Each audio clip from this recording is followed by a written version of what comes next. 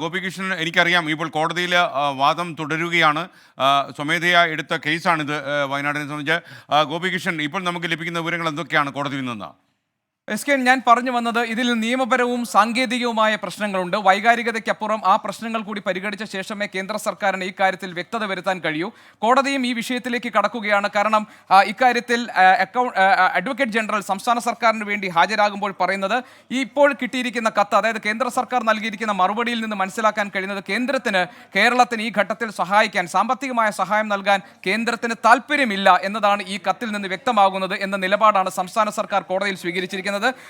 അപ്പോൾ additional solicitor general കേന്ദ്ര സർക്കാരിന് വേണ്ടി നിലപാടെടുക്കുമ്പോൾ അദ്ദേഹം പറയുന്നു ഇത് ഒരു ഹൈ ലെവൽ കമ്മിറ്റി ഈ കാര്യങ്ങൾ പരിശോധിക്കേണ്ടതുണ്ട്. അങ്ങനെ ഒരു ഹൈ ലെവൽ കമ്മിറ്റി കൂടിയ ശേഷമായിരിക്കും വയനാട്ടിൽ ചൂരൽമലയിലും മുണ്ടക്കയിലും ഉണ്ടായിട്ടുള്ള ദുരന്തത്തെ ഏത് കാറ്റഗറിയിൽ, ഏത് വിഭാഗത്തിൽ ഉൾപ്പെടുത്തണം, ഏത് വിഭാഗത്തിൽപ്പെടുന്ന ദുരന്തമായാണ് ഇത് പരിഗണിക്കപ്പെടേണ്ടത് എന്നത് നിശ്ചയിക്കുന്നതും നിർണ്ണയിക്കുന്നതും ഒരു ഹൈ ലെവൽ കമ്മിറ്റി, ഒരു ഉന്നതാധികാര സമിതിയാണ്. ഈ സമിതി യോഗം ചേർന്നിട്ടില്ല. അതുകൊണ്ട് അതിനുശേഷമായിരിക്കും ഇക്കാര്യത്തിൽ തീരുമാനമെടുക്കാൻ കഴിയുക എന്നതാണ്. ആ ഘട്ടത്തിൽ കോടതിയുടെ അമിക്കസ് ക്യൂറി പറയുന്നു, അങ്ങനെയാണെങ്കിൽ amicus suggested that the court may issue some time bound instructions. അങ്ങനെയാണെങ്കിൽ അമിക്കസ് ക്യൂറി കോടതിയോട് പറയുന്നത് ഇതാണ് അവസ്ഥയെങ്കിൽ ഇത്ര സമയത്തിനകത്ത് ഒരു സമയപരിധി വെച്ചുകൊണ്ട് ഈ കാര്യങ്ങളിൽ തീർപ്പുണ്ടാക്കണം എന്ന പ്രധാനപ്പെട്ട നിർദ്ദേശങ്ങൾ കോടതി നൽകണം എന്നാവശ്യപ്പെടുകയാണ്.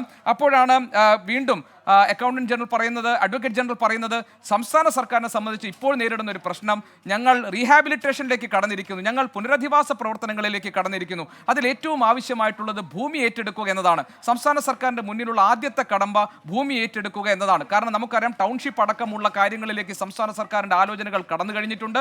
അതുകൊണ്ട് ഇവരുടെ പുനരധിവാസം പൂർത്തിയാക്കണമെങ്കിൽ ആദ്യ പടി എന്നത് ഭൂമി ഏറ്റെടുക്കലാണ്. അങ്ങനെ ഭൂമി ഏറ്റെടുക്കൽ ആണ് ആദ്യ പടിയെങ്കിൽ അതിന് ഞങ്ങൾക്ക് ഈ സമയത്താണ് സാമ്പത്തിക സഹായം വേണ്ടത്, ഈ ഘട്ടത്തിലാണ് ഞങ്ങൾക്ക് ഫണ്ട് ആവശ്യമായിട്ടുള്ളത്. അതുകൊണ്ട് കേന്ദ്രത്തിന്റെ സഹായം വൈകാൻ പാടില്ല എന്ന നിലപാടാണ് അഡ്വക്കേറ്റ് ജനറൽ സ്വീകരിക്കുന്നത്.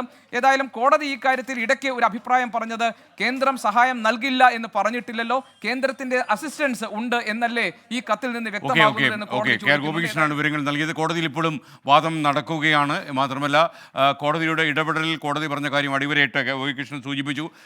പണം തരില്ല എന്ന് കേന്ദ്ര സർക്കാർ പറഞ്ഞിട്ടില്ല. പക്ഷേ എത്ര പണം കിട്ടും എന്നുള്ളത് ഇപ്പോഴും സംശയം ഉണ്ടാക്കുന്ന കാര്യം തന്നെയാണ്. വീണ്ടും നമുക്കപ്പം ഹാഷ്മി താജ് ഇബ്രാഹിം ചേരുന്നു. ഹാഷ്മിയുടെ നിലപാട്, അതായത് ഇപ്പോൾ നമ്മൾ ഈ മാനദണ്ഡങ്ങളെക്കുറിച്ചല്ല ആഴത്തിൽ പരിശോധിക്കേണ്ടത്.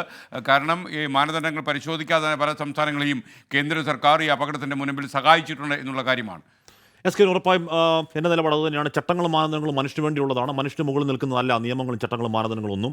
ചട്ടങ്ങളും മാനദണ്ഡങ്ങളും പറഞ്ഞിരുന്നാൽ അത് നമുക്ക് കാലാകാലങ്ങൾ വർഷങ്ങളോളം നമുക്ക് പറഞ്ഞിരിക്കാം. നമുക്ക് ഈ പറഞ്ഞ സ്കെയിൽ വെച്ച് അളന്നുകൊണ്ടിരിക്കാം. ഇത് L3 ആണോ L2 ആണോ അളന്നുകൊണ്ടിരിക്കാം. ഇപ്പോൾ പ്രശ്നം അതല്ല.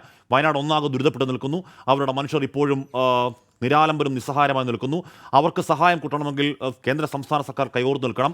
അതിൽ കേന്ദ്രത്തിൻ്റെ പങ്ക് വലുതാണ്. നമ്മൾ നേരത്തെ പറഞ്ഞതുപോലെ ഒരു ഉന്നതതല സമിതിയുടെയും ഒരു ഹൈപ്പവർ കമ്മിറ്റിയും വരാതെ കോടികൾ കൊടുത്ത് 15,000 കോടിയും 1,300 കോടിയും ഏറ്റവും കൂടുതൽ 201 കോടിയും ഒക്കെ കൊടുത്ത ചരിത്രം നമുക്ക് മുന്നിലുണ്ട്.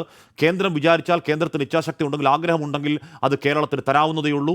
പ്രധാനമന്ത്രി നരേന്ദ്രമോദി നേരിൽ വന്ന് കണ്ടതാണ്. ഇനി ഹൈപ്പവർ കമ്മിറ്റി ആണെങ്കിൽ ഹൈപ്പവർ കമ്മിറ്റി ഇവിടെ വന്നു ഓഗസ്റ്റ് 8 വയനാട് സന്ദർശനം പൂർത്തിയാക്കി മാസങ്ങൾക്ക് മുന്നേ റിപ്പോർട്ട് കൊടുത്താണ്. അപ്പോൾ ആ റിപ്പോർട്ട് പരിശോധിക്കാനുള്ള സമയം ഇഷ്ടം പോലെയുണ്ട്. കോടതിയിൽ ആ റിപ്പോർട്ട് ഇപ്പോഴും പഠിച്ചുകൊണ്ടിരിക്കുകയാണെന്ന് പറയുന്നത് അങ്ങേയറ്റം സങ്കടകരമാണ്, കഷ്ടമാണ്. കേന്ദ്ര സർക്കാർ അടിയന്തരമായി ഇടപെടുകയും മാനുഷികമായ പരിഗണനയിലൂടെ സംസ്ഥാനത്തിന്, വയനാടിന് കിട്ടാൻ അർഹമായത് അവകാശപ്പെട്ടത് തന്നേ മതിയാകുക.